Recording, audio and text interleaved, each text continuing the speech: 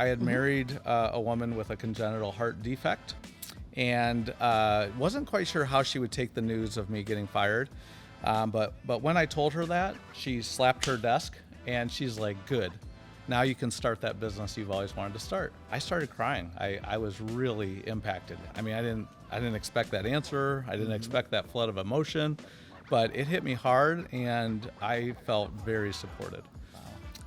So I started that business in Wisconsin, and then her and we ended up with an amazing year. We went to Hawaii and had time and really connected, just had a very strong year. And at the end of that first year, she passed away. It was a lot. It hit me extremely hard. And I had a partner who kind of, limped along. But ultimately, I sold that business and my house, and I moved to LA. Yeah. I just really, it took, a year to kind of come to that, but it was devastating. Welcome to Now That's It, Stories of MSP Success, where we dive into the journeys of some of the trailblazers in our industry to find out how they used their passion for technology to help turn managed services into the thriving sector it is today. Today we're joined by Chris Kraiss, a senior IT leader and founder of ClearPath Technology. With over 20 years of experience, Chris has helped countless businesses streamline their IT infrastructure, maximize their ROI, and align technology and business goals. Thank you for joining the pod, Chris. Thank you, Chris. So you have an amazing journey, and I can't wait to go through it with you. But I want to go back to the beginning of your IT journey. When did you discover the love for technology, Chris? And when did you see it as a way for it to not only be able to make a living, but also make an impact? Yeah, I would say when I was about 19 or so, I was in college and I was studying English, and but at night I would just tinker, and technology and computers, and back then they were embarrassingly, slow and old, but I'd play with it. And then it was my girlfriend's mom. She's like, "Chris, you're messing with technology. Why don't you just study technology?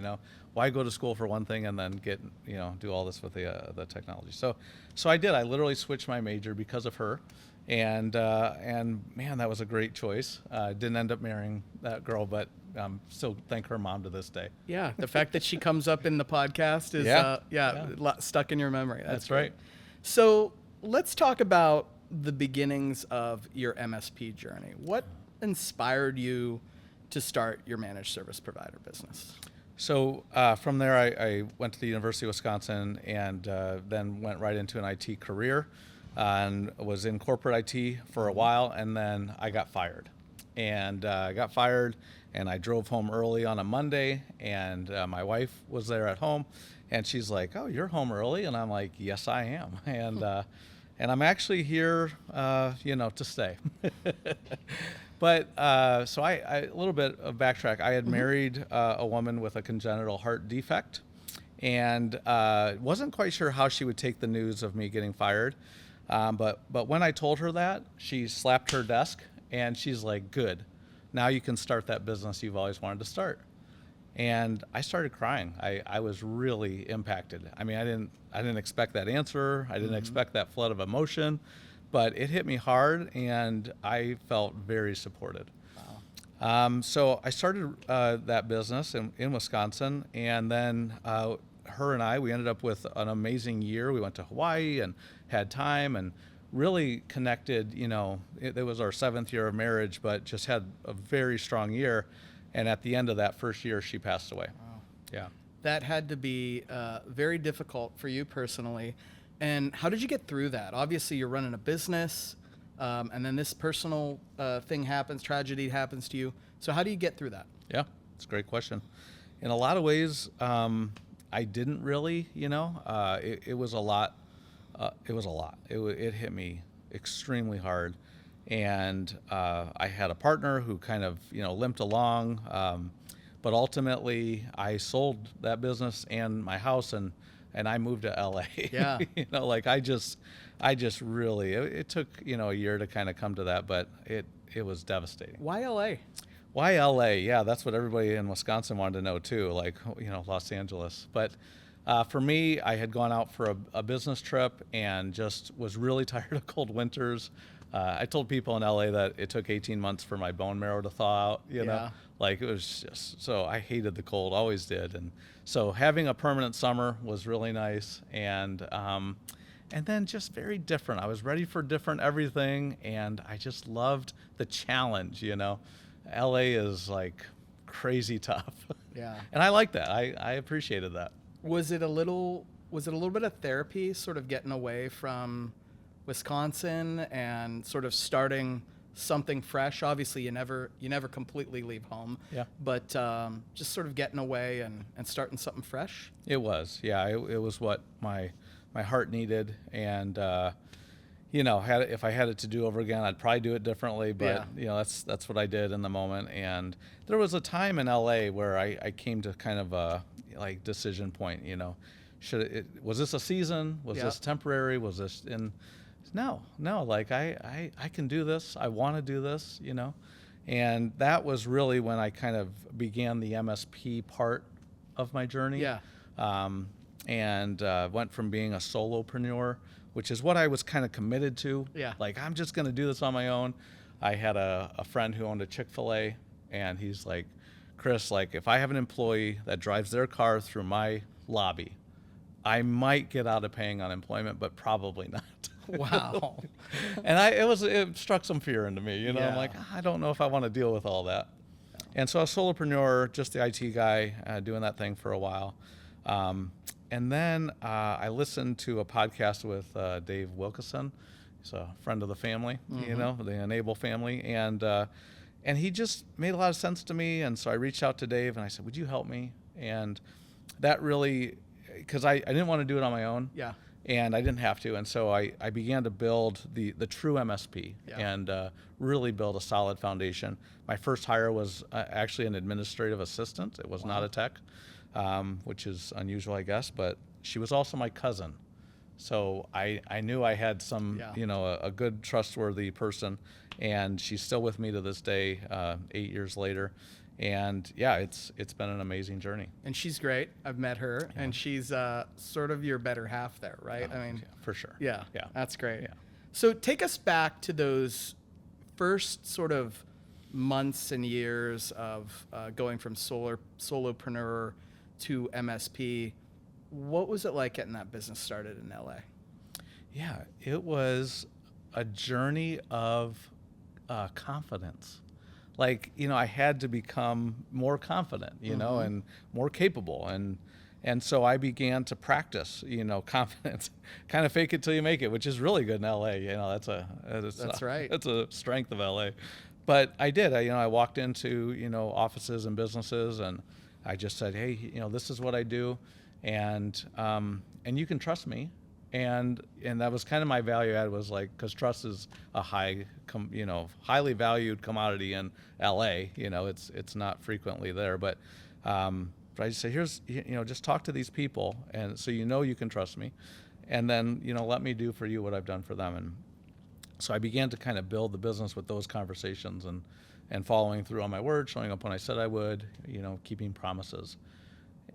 That Midwest or East Coast work mentality, that goes a long way in California, doesn't it? Yeah, it's a little unusual. Yeah. And that was my proposition, my value proposition, and then it created the kind of clients I wanted. And so I had this kind of initial, you know, growth spurt, and got a lot of great clients, and then a few kind of not so great clients. Yep. And I read a book by Mike McCallow. It's called Pumpkin Plan, and it's basically you put clients on a pumpkin catapult and you launch them, you know. And I just love the imagery. Yeah. And so I did that. Like, I went through and I fired about 5 different clients, and it was very nerve-wracking. It was terrifying. That shows a lot of maturity. There are still MSPs that I talk to today that they don't see the difference between good revenue and bad revenue, right? It's hard for them to walk away. It may have been a past relationship, their first client, whatever, and for them to look back and go, I know I'm losing money, but it's a family friend or whatever it is, and Yeah. so you made that hard decision early on and said, we're gonna define what our ICP is, our ideal client profile, and anybody outside of that, anybody that's losing money, we're gonna shed them. Yeah, and it actually wasn't the money. Really? It was, assholes. Yeah. Really? I'm Yeah. just Yeah. keeping it real. You can, Interesting. Maybe you can beep that Yeah, out. you know. But, like, I just didn't want to deal with them. I was Wow. like, wow, like, this is terrible. Why would you say that to me or my tech? Like, Yeah. we can't do this. And so, yeah, it was really, that was the category that I was ejecting. And then right after that, I got so much new business. Yeah. I kind of, and it wasn't related Yeah. directly. So I called it spiritual, because it was unexplainable, Yeah. and I was like, what happened? Like, why did all these people come in? I had 2 clients that got bought by bigger companies. And so both those companies scheduled meetings with me, and I knew what they were going to do. Like, I get it, like, yeah, thanks for all your help, but we've got our own team now. And so I met with the first one, a big medical, PE startup, and they had bought one of my doctor's offices. And I'm just like, I knew they were going to fire me, so I just was having fun with the conversation. I'm like, what do you guys do? How do you manage your computers? How do you manage your endpoints? How's that going for you? And they're like, yeah, well, we're using this. I'm like, okay, but that doesn't do patch management. Like, I don't understand. Like, Yeah. how do you really do it? And they're like, well, we actually wanted to talk to you. Like, do you think you could help us with, the rest of our offices? Yeah, I think I could, And then a CPA firm, same thing happened. They got bought by a bigger company. And I said, so, how's your IT company? And they're like, yeah, we really like them. I'm like, that's great. I'm glad to hear that. And then as the conversation deepened, they're like, our IT company actually doesn't do that. How do you do that? Why do you do that? And then they end up firing their IT company and bringing us in too. So both those cases, we ended up moving into the bigger clients. Wow. And that was literally 1 month after, both of them, 1 month after I fired those other clients. So that's been interesting. And now keeping it very real time, I was fired recently by a client. And it was not because of performances, because they just moved into a different model basically. Yep. And it was, I actually agreed with them, but it was a big client and it hurt financially. And I waited. I actively waited, to see what would happen, whether this spiritual process would continue. And it didn't. Not the same way. Wow. But something's happening, very real time. It's not completing yet, but I've now had 3 conversations with providers of services that are highly complementary and synergistic to ClearPath, that are all nationwide. Wow. And so it's interesting now to see, like, I'm not getting clients, I'm getting groups of clients. I think, just keeping it real, I'm not sure, but I think that I'm now moving into groups of clients and client attractors and partnerships, which is honestly way more fun for me. I love seeing my partners succeed. And so it's a new season again, and it's a great season. I love it. That's exciting. Yeah. So I've gotten to know you. I think I met you first time 4 years ago, and ever since the first time I met you, I've always seen you as someone that's pretty outgoing and not afraid. Can talk the talk, just like you mentioned. Not an IT, not an introvert. Have you always been that way? Have you, like, when you started out as a technician, did you always want to get out and speak to people, or did you have to build that as a business owner, that I need to be more of a salesperson? Yeah. Yeah, that's a good question. Yes, good questions. I think that that is my natural self. Yeah. Yeah. But I think that natural self was injured or stunted. Yeah. In my youth, and as I have grown and into my mid-20s and my 30s, I had to do quite a bit of healing emotionally and internally, and I ended up kind of coming out of my shell, in a lot of ways, and finding who I am. And even to this day, I'm almost 50 now, but I really feel like I'm still beginning or progressing in the embracing of myself. Yeah. and who I really am and what I'm capable of, I kind of love it. Like, I feel like it's like opening Christmas presents sometimes. Yeah. I don't know. This might sound really weird, but I just feel like I love this process of continuing to grow and discover what can I do? How far could I go? You know? Yeah, I love that about you, Chris. You always come across very positive, even though I'm sure there's a lot of bad stuff, difficult stuff going on in the background. You find some way to put a positive spin on stuff and keep positive in front of everybody. How do you do that? How do you do that on a daily basis? Because life's hard, right? Yeah, it is. And for me, that process is a spiritual one. My relationship with God has been extremely dynamic. Yeah. I grew up in traditional Christianity, and in my mid-20s, I kind of began a process of deconstruction and coming out of that environment and beginning to pursue God in a way that was much more one-to-one. Yep. And try to figure it out, you know? And these last few years have been extremely freedom giving in that area. My relationship with God has been very, very life giving. And so part of my deal with him is I want to learn to live without fear and anxiety, you know, like completely. And so when we got fired by the big client, I didn't sleep. I was full of anxiety, to be honest with you, and that bothered me more than the loss of the client. Like, damn it! Like, I really thought I had made some better progress here, and so I went back to him. Like, listen, like, you know, I need some more help here. Clearly, you know, so help me understand how to keep moving this fearlessness back until it simply is part of. It's the way I live. Right. It's just what I do. And so he's helping me. It's real time. And, you know, and so we're in this process. And then I've surrounded myself with other people who are incredibly insightful and helpful.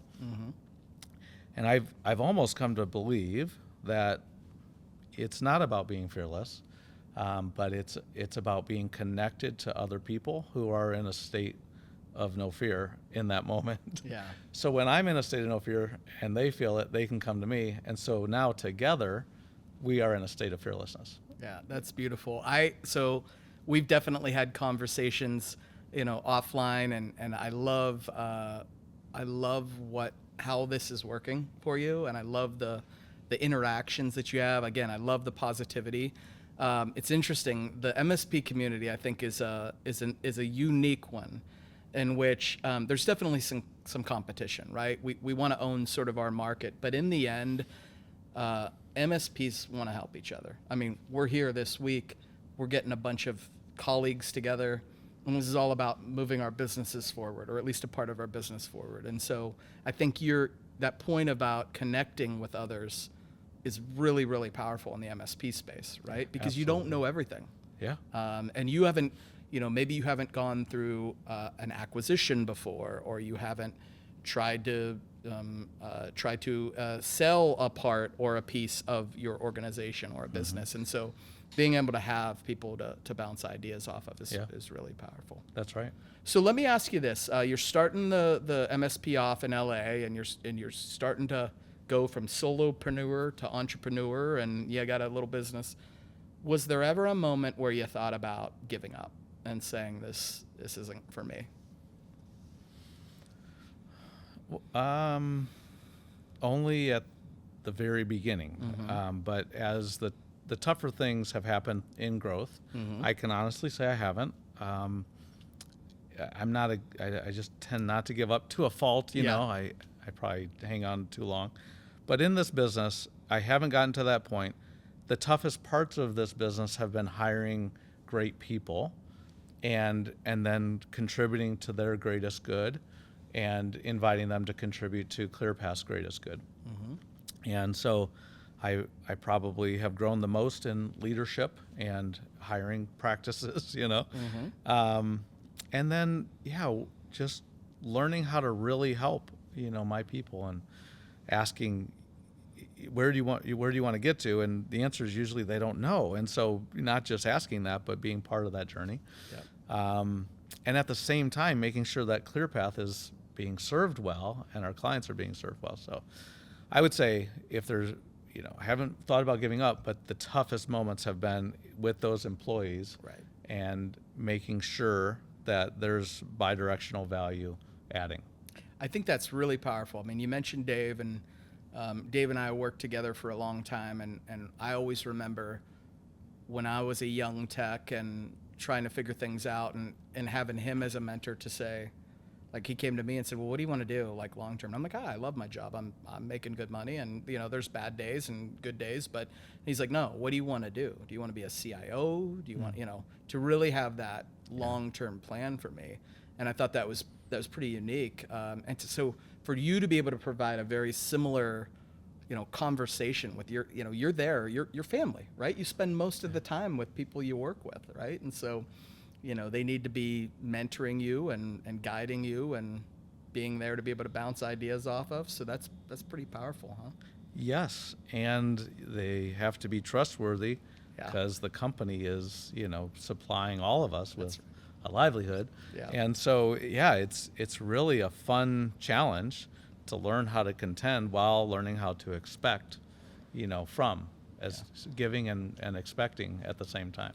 Speaking of trust, how transparent do you try to be with your employees about the directions, the ups and downs of the company? Obviously, I'm sure they realized that you were losing that large client. Mm-hmm. Did you guys have a discussion? Well, this is how we're going to get through this together. These are the sacrifices we need to make. How did you handle that? Yeah, I did. I have a morning huddle with everybody. I just said, here's what's happening. They're going away, and here's the plan. Here's how we're going to move forward together. Here's what's needed from you as an individual, Mm-hmm. and as a team. And it probably sounded a lot better in my head than it did to their ears, But we've been quite cohesive in this season. But this is very real time, so we've got some time to see how that all went. Well, I wish you the best of luck. I'm confident that you will find a way through it. It's interesting. IT, first of all, most people don't like change in general. I feel like IT technicians are very resistant to change, right? Yeah. Once you do it one way, well, why would I change the way that I do it? Because there's a better way to do it, right? There's an easier way to do it. So that's great. Yeah. Let's talk about culture. You've obviously built I think, a really amazing culture, right? For you to be able to say, I'm going to fire clients because they don't treat us right. That's pretty powerful. What's the culture like at ClearPath? I love our culture. I love our people.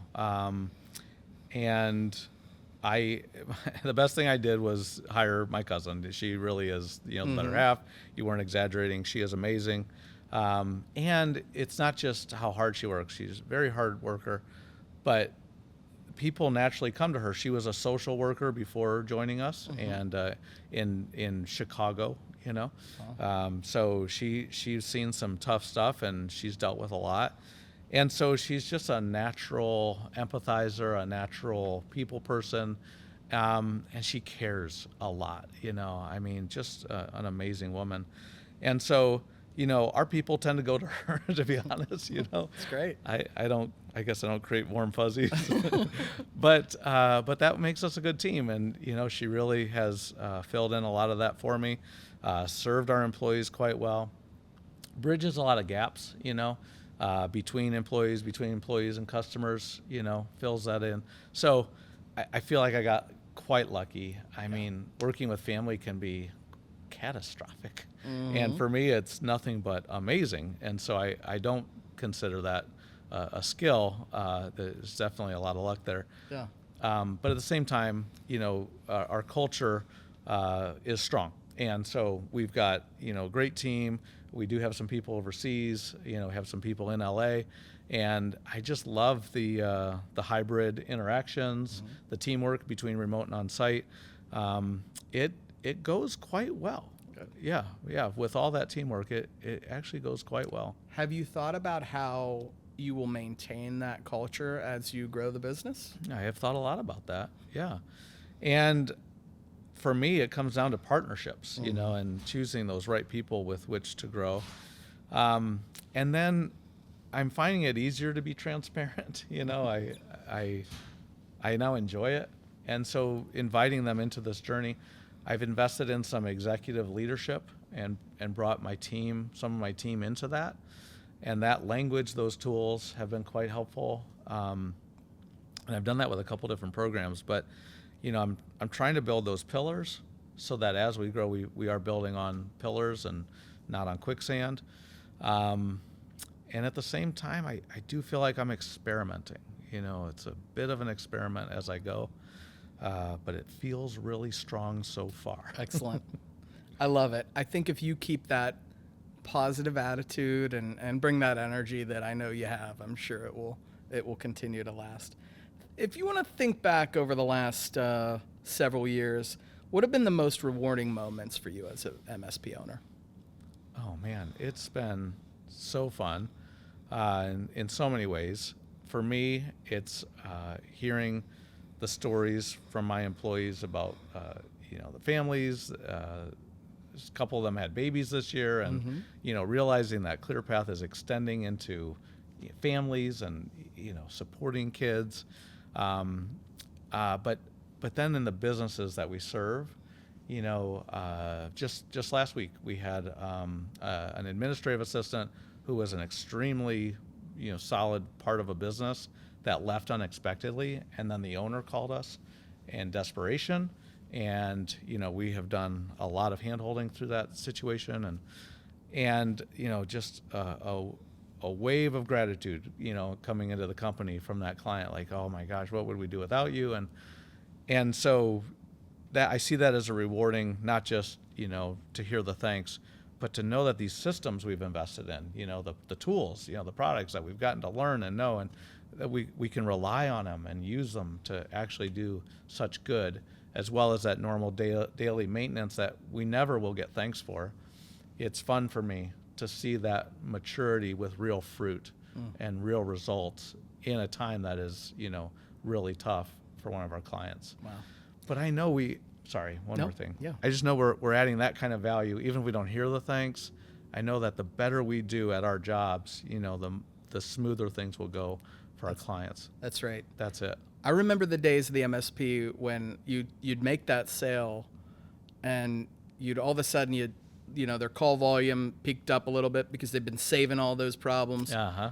And then you started solving the problems, and it was, thank you so much. That one's been out there forever. Yeah. And then at some point in time, they stopped calling you, and they're like, do we even need you anymore? Yeah. But you've made life so good for them that there's no problems anymore. So yes. Yeah, those are fun. Ongoing Chris, challenges. for sure. All right, so you talked a little bit about the real time, what it's been like for ClearPath, but how about the future? What do you envision the future to be like? Yeah, for ClearPath, it's going to be a lot of growth. We have invested in a solid platform for the last few years, and we're just now ramping up the sales engine, marketing.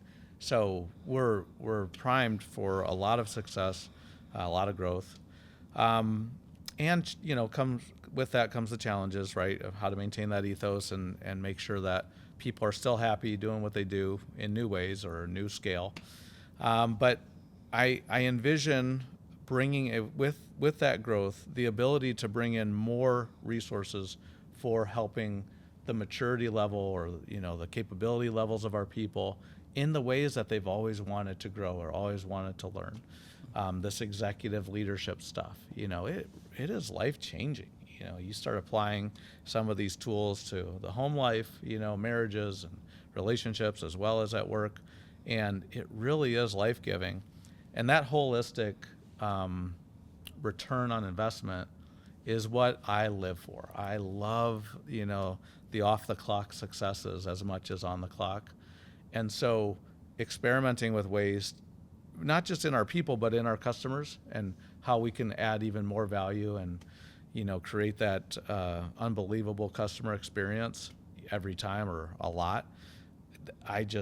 That's where I get really excited. So as ClearPath scales, I'm intentionally freeing myself to create those experiences internally and externally, And I'd love to have, just a whole bunch of new stories for you next year. Let's do it again. Yeah, where we can share that kind of growth.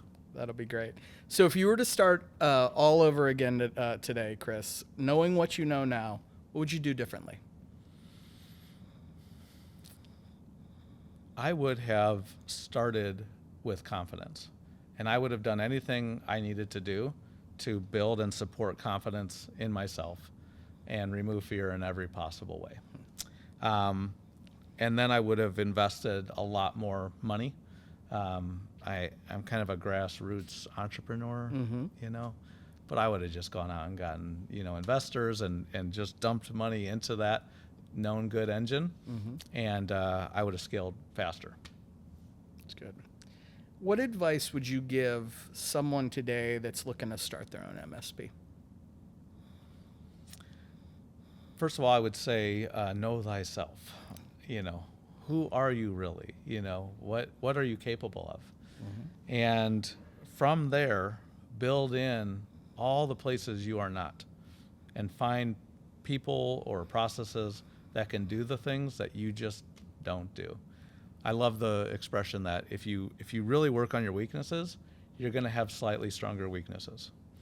And it's true. Like, we're good at some things and we're not good at other things, so it's okay. It's okay. You're a great person, even with all those weaknesses. And so, find ways to do what you do and fill in all around you all the things you don't do. That's great advice, Chris. Thank you for sharing that.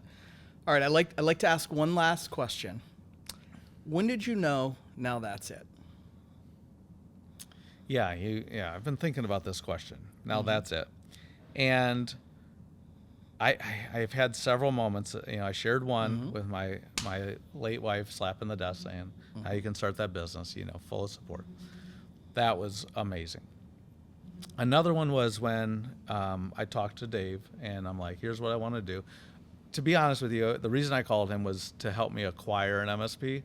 And it's embarrassing, because, and I told him 5 minutes into this conversation, I'm nowhere near ready to acquire an MSP. What am I talking about? But could you help me get ready? That's great. And so, working with him, and in that initial conversation, realizing I wasn't there, but I could be, and believing I could be, that was a big deal. And then the last one for me, now that's it. What is it? Now that's it. Now that's it. I had it. Okay. Now that's it. Was when I realized that firing or getting fired was the beginning of something good, as a paradigm shift, not as a one-off, but as a spiritual reality, a law, for me, a law that is as constant as gravity. Good things are coming. Oh my goodness, that's a lot of confidence building. Awesome. Yeah. Chris, it was really an honor to have you on the podcast this week. I can't thank you enough for being here. It's been a pleasure to be an acquaintance and hopefully a friend, and I look forward to talking to you again. Yeah, definitely a friend. Thanks, Chris. Awesome. Appreciate it.